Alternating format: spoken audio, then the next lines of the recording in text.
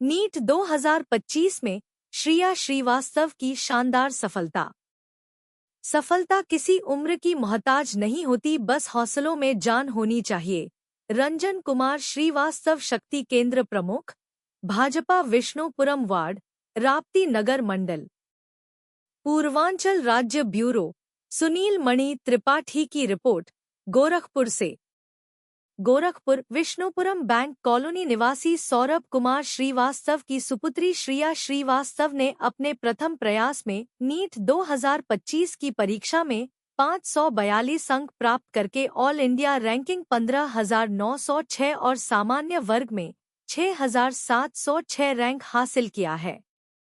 श्रिया ने CBSE के inter board की परीक्षा में 95% अंक हासिल किया था। उसकी माताजी अलका श्रीवास्तव ने बताया कि श्रिया शुरू से मेधावी रही है और हाई स्कूल में 96% अंक हासिल किया था।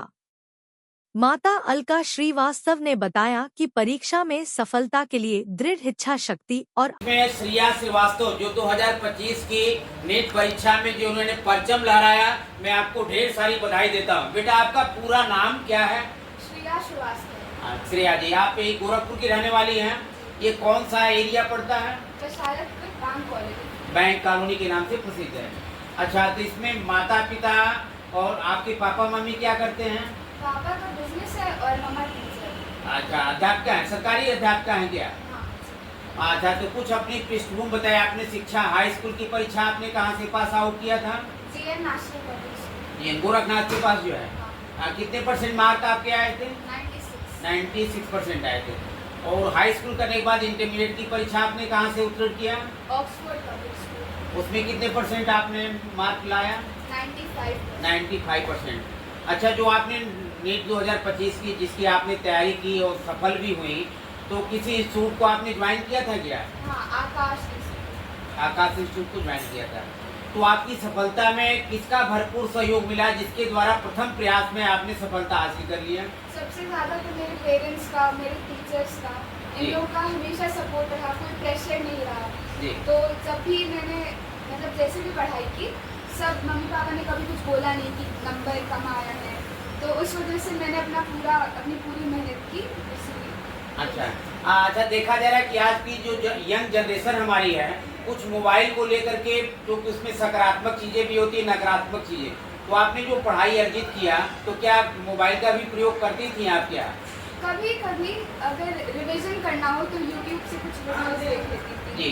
और एक वहाँ पे क्वेश्चंस भी मिल जाते हैं, PYQs मिल जाते हैं, तो बस यही पढ़ने के लिए आपने मोबाइल का यूज किया था। अच्छा, जो आजकल नई पीढ़ी आ रही कि हम देख रहे हैं कि तमाम बच्चे जो है कुछ फेसबुक के द्वारा रील्स बनाना, तो क्या इस तरह की गतिविधियाँ आप में थी क्या? कुछ ऐसी नहीं थी। तो यंग जनरेशन को क्या आप एक दिशा निर्देश देना चाहती हैं कि प्रयास के द्वारा ही सफलता मिलती, हार जीत तो लगी रहती, क्या कहना चाहती हैं? हाँ, कि हार जीत तो लगी रहती है, हार जीत दोनों लाइफ में होती है। तो बस आप अपना बेस्ट दीजिए, ताकि अगर अनसक्सेसफुल हो तो वो भी चल जाता है, लेकिन अगर आप हार्डवर्क करते रहेंगे तो आपको सफलता जरूर मिलेगी। अच्छा, जैसे बच्चों के सामने इस तरह की समस्या आती है कि पढ़ाई कितने घंटे करना चाहिए, वह हमारे लिए रात का समय बेहतर होता है कि दिन का समय बेहतर होता है, तो आपने जो परिश्रम किया, सफलता मिली। लगभग कितने घंटे प्रतिदिन आपने पढ़ाई किया था? डेली 6-7 घंटे सेल्फ स्टडी। जी, सिर्फ आपने रिवीजन किया? हाँ। अच्छा, अब आपने पढ़ाई दिन में कंप्लीट किया था कि कई बच्चे तो रात में ही जग करके पढ़ते हैं? मैंने भी रात में ही जगी हुई थी। वो तो वैसे मुझे लगता है सबका अलग अलग होता है। मुझे रात में ज़्यादा अच्छे से समझ आता था, ज़्यादा अच्छे से हो जाता था। अच्छा, शांति भी रहती है। कुछ हमारी जो युवा पीढ़ी है अपने खान पान को लेकर के भी आहार विहार में कुछ फास्ट फूड का, जैसे पिज्जा, बर्गर, तो आप क्या बाहर के खाने को ज्यादा प्राथमिकता देती कि मम्मा के हाथ का बना हुआ खाना आपको अच्छा लगता है? मम्मा के हाथ का बना हुआ। तो जो युवा पीढ़ी हमारी फास्ट फूड की तरफ जा रही है, जिससे स्वास्थ्य पर भी प्रतिकूल प्रभाव पड़ता है, बच्चे बीमार भी हो जाते हैं, सोचने समझने की क्षमता भी कमी आ जाती है, तो उन बच्चों को क्या कहना चाहती हैं? घर के बने खाने खाना चाहिए कि बाहर का खाना उनके लिए अच्छा होता है? नहीं, घर का ही खाना खाना चाहिए। बाहर का खाना पता नहीं कैसे बनता है, आजकल तो बहुत ज़्यादा इंग्रेडिएंट्स भी प्योर नहीं है, तो घर पे ही जो मम्मी खाना बनाती हैं वही खाना चाहिए।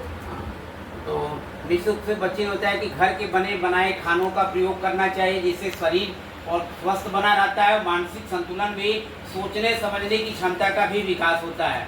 आगे आपने नीट आपने डॉक्टरी लाइन जो हासिल किया, तो क्या ये शुरू से उद्देश्य था क्या इंजीनियरिंग सेक्टर IAS PCS बनने की तमन्ना आपकी नहीं थी क्या? मुझे बचपन से बायो में काफ़ी ज़्यादा इंटरेस्ट था, तो जब बोर्ड्स के बाद स्ट्रीम चूज़ करने की बारी आई तो मैंने बायो ही चूज़ किया ताकि डॉक्टर बन के मैं बाकी मतलब लोगों की मानवता की एक सहायता कर सकती, पाल कर सकती हैं। तो अब तो आप डॉक्टर बनने जा रही हैं, 4-5 साल के बाद आप डॉक्टर की कुर्सी पर बैठेंगी, तो निश्चित रूप से आप समाज के लिए कुछ एक छोटा सा समाज को संदेश क्या देना चाहती है कि तमाम ऐसे लोग हैं जिनके पास कुछ पैसे की कमी है, आर्थिक रूप से पिछड़े हुए हैं, अगर आप डॉक्टरी के पेशे में आ गए तो उन लोगों के लिए क्या करेंगे?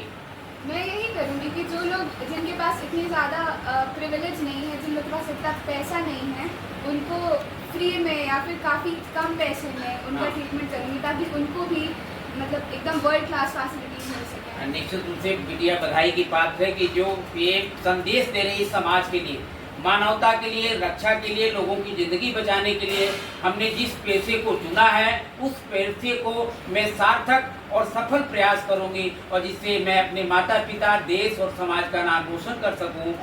सबसे पहले तो श्रेया को बहुत बहुत बधाई मेरी तरफ से भी। हम अपनी पुत्री को देना चाहते हैं। बिल्कुल देना चाहते हैं और ये किसी भी पेरेंट्स के लिए गर्व का विषय है कि उसकी पुत्री प्रथम प्रयास में ही नीट जैसा जहाँ पे 23 लाख बच्चे बैठते हैं उसमें एक गवर्नमेंट सीट MBBS की हासिल कर पाए, ये एक बहुत बड़ा प्रिविलेज होता है। और हम तो ईश्वर का भी धन्यवाद देना चाहूँगा कि इस तरह की बेटी मुझको मिली।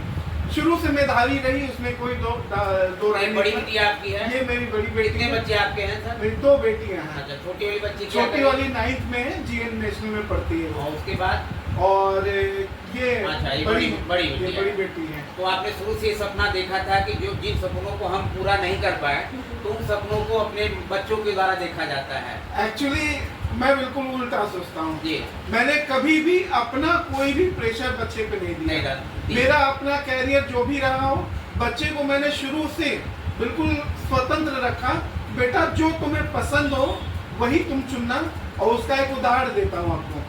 हाई स्कूल बोर्ड में बिटिया का 96% था। मैथ्स में भी फुल मार्क्स थे, बायो में भी फुल मार्क्स 100 में 100। जी। उसके बावजूद हमने पूछा कि बेटा तुम्हें इंटरेस्ट किस में है, देने के लिए तो तुम कुछ भी कर सकती हो। बायो ग्रुप लेना। उसने कहा कि मेरा इंटरेस्ट बायो में है।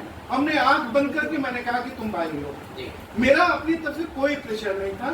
जो भी है मैंने कहा कि जो तुम्हें